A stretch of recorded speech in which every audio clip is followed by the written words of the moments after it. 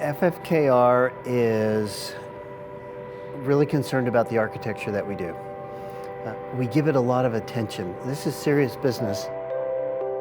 There's this huge emotional construct between color, light, line, shape, form, time, texture, all of these elements that come together to make that holistic, complete design. That whole overall feeling, I think, is the key.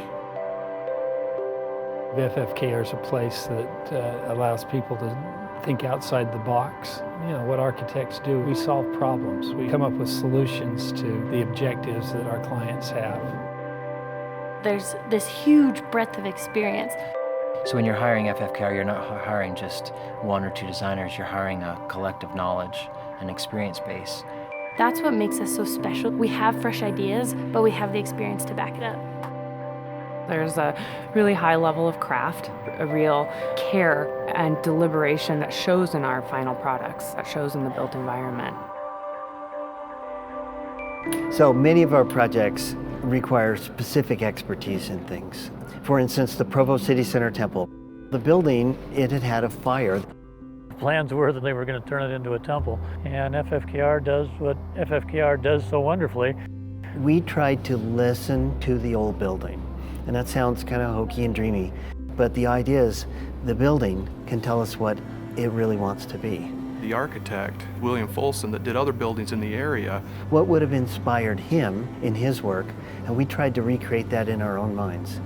Taking what was there, the best of what was there, and then gravitating to these other ideas that he had and incorporating those as well. We had a lot of pieces from the old building, balusters and stained glass windows, relics and elements that were painstakingly documented. Dave's attention to the historicity of that project and Mark's participation maintaining the integrity of the original design was fascinating to see.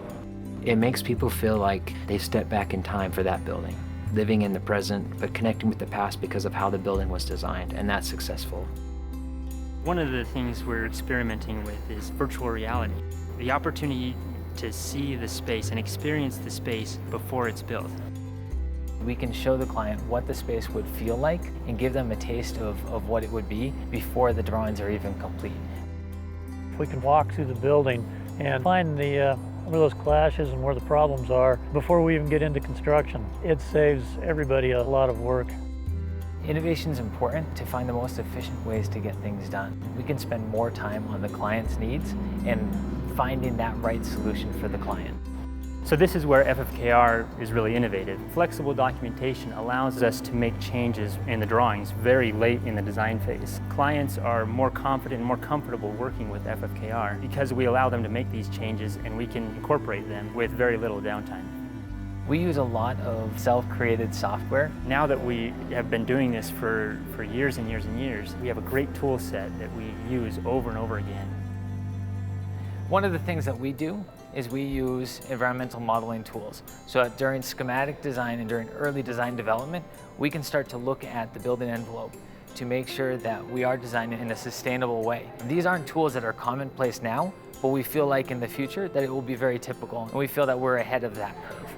We're not just designing them for today. What we try to do is timeless architecture.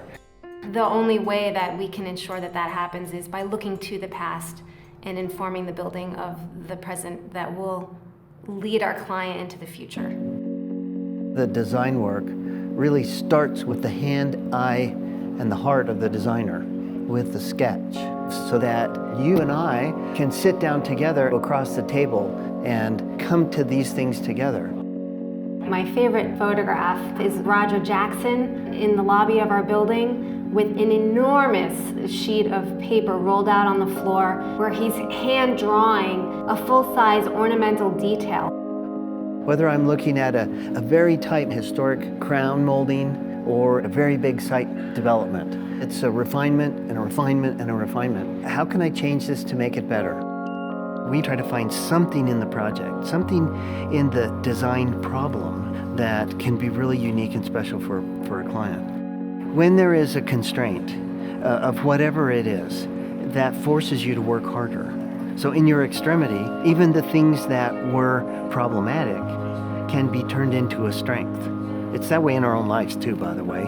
But The things that are a challenge can become a strength to the design project. And it's always there, we just have to find it. We can find something special and make your building special. It's not just the first thing that comes up because we're trying to do the least amount of possible. We really try to do the most we can for you as a client.